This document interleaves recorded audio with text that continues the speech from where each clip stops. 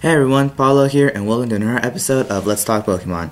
So for this episode, well, it's Wednesday, well, at least when this video should be uploaded. And for this episode or video, we're gonna talk about the Ghost Trio myths. You know, the first generation Ghost Trio, as in Ghastly, Haunter, and Gengar, and what myths they carry. You know, because I like doing myths. It's kind of interesting. Sadly, I can't confirm them or bust them, but that's also kind of good because it gives a deeper meaning to the franchise without me just ruining it and getting you right there in the childhood, you know that little saying? So let's get started on this. Okay, so like I said, we're going to talk about the Ghost Trio. Ghastly, Haunter, and Gengar. You know, just for a little fun facts, Ghastly is 92, and it will evolve into Haunter at level 25. You know, its Pokedex numbers 92, Haunter 93, Gengar 94, in which Haunter evolves into Gengar by trade. No one's really explained why, and no one's ever done that on the show. On the show, it just randomly evolves, not by leveling up, not through trading, it just randomly does that, which I never understood. But hey. Now, Ghastly's Pokedex entries mostly talk about how it's a poisonous gas, that once you breathe in it, you die, or, you know, how its tongue's poisonous. Same with Haunter, how poisonous tongue, it can paralyze you, that kind of stuff. And Gengar talks about how, well, Gengar's described as a double Gengar Pokemon, and how it's the shadow of something, which are all clues in which make people believe of their theories, well, myths. So let's get started on this. Okay, now first we're going to start out with Ghastly, in which the myth or theory is that Ghastly is a dead cloister. Why is it a dead cloister? It's in the eyes. For the eyes are the window to the soul. No, I'm just kidding. Nah, that's just BS. No, what people believe why Ghastly is a dead cloister is, well, yeah, kind of the animation of how they look like. They look quite similar, and how they're both like an orb thing. You know, take away the shell from cloister, give it some gas, like some thin gas flowing around it, and bam, you just got a Ghastly. Oh, and give it fangs. Now, there's no evidence. Well, that's the only evidence that makes people believe it. There's it's not real. Like, there's not enough energy for people to counter the theory, because it's just appearance that make people judge it. That's all. It's not really something big. You know, there are many theories in which Pokemon have a secret evolution due to their similar appearances. So yeah, this is Ghastly. Let's go to the next one. Now for this one, we're going to talk about Haunter, my favorite of the Ghost Trio, and the one I would less like to see, because I honestly believe, I know it's my favorite of the Ghost Trio, but it's also the scariest in my opinion. You know how its hands just float there, it can grab me from behind, and its body doesn't even have to be there. It just creeps me out. So yeah, but he is my favorite because he does look the coolest and the scariest. Now, it is believed that Haunter is Voltorb. Why? The same thing with Ghastly. It's in the eyes! Literally, their eyes look very similar. But I actually like this theory better because it makes Voltorb more likable. And I like Voltorb because of this theory / myth. What's more of a theory? Well, yeah, the eyes. Well, what else? Well, supposedly, Haunter got into a prototype Pokeball-like thing. That's why Voltorb looks like a Pokeball. And it got stuck there, and it can't get out. That's why it knows self-destruct, because it wants to get out so badly.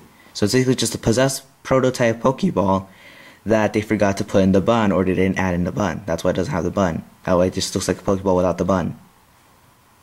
Now, another thing that people have noticed that make you believe in it a little bit more is how in the first games, yeah, I know this isn't a good picture of the map, it's so tiny, but yeah, that little orange, then that little black circle Lavender Town, in which you can find Haunter, is pretty close to the power plant in which they've made Voltorb, supposedly, and you can actually find them.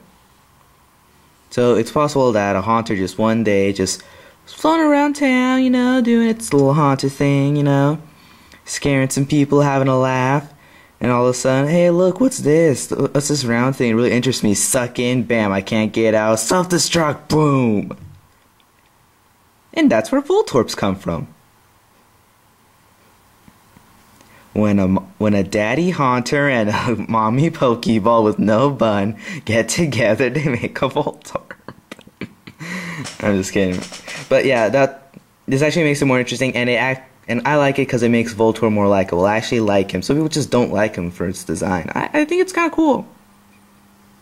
You know, simplicity does have its ways in making things look cool. Okay, let's move on to the next one. Oh, weird. Okay, so last but not least, we have Gengar, the final evolution. Now, the theory is that Gengar is known as the double Ganger Pokemon, and its description is that it's the shadow of something, or like it's a shadow Pokemon. But what is it the shadow of?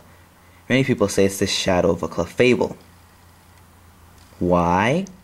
Well, think about it. They both have a similar kind of body outline silhouette look. You know, just for fun, I actually got these two pictures and merged them together. Want to see? Like, see? Same picture, bam! Yeah, I try my best to make it look like one. You know, like just mainly like drawings, but I just want to see if I can actually do the picture thing. It's not perfect, but I'll take it. So, their body shape is pretty similar, except for the curl and except the curl and wings or tail are kind of replaced with spikes. And so basically, people say that when a Clefairy dies, it's a Clefable, sorry, I always get those mixed up. When a Clefable dies, it's a Gengar. And some say, oh, Gengar is a ghost type and Clefable is a normal type. So if they use a ghost and normal type attacks, they can't hit each other because you can't hit your own shadow. You know, it's an as a struggle that they cannot hit each other. Like, oh, go away! I can't hit you with my shadow ball. I can't hit you with my tackle or whatever I can learn.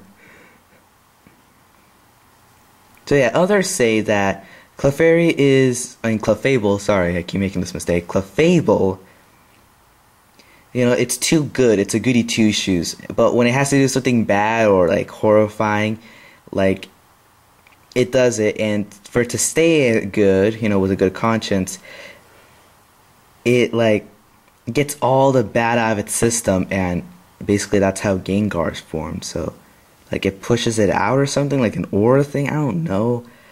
But it's quite interesting, and no one has been able to disprove this theory, and this is the only evidence that makes you think about it. So it's kind of weird. Some people say, oh no, like Gengar can't be Clefable, because then its pre-evolutions would have to be, you know, Clefable's pre-evolution. So Ghastly would have to be Cleffa, and Haunter would have to be Clefairy, which they don't look similar at all. So it's kind of weird how all of this works.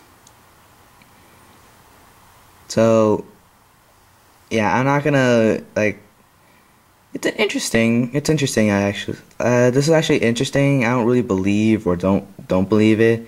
I just find it interesting. That's my only opinion. I don't really have an opinion if it's true or not, and you know.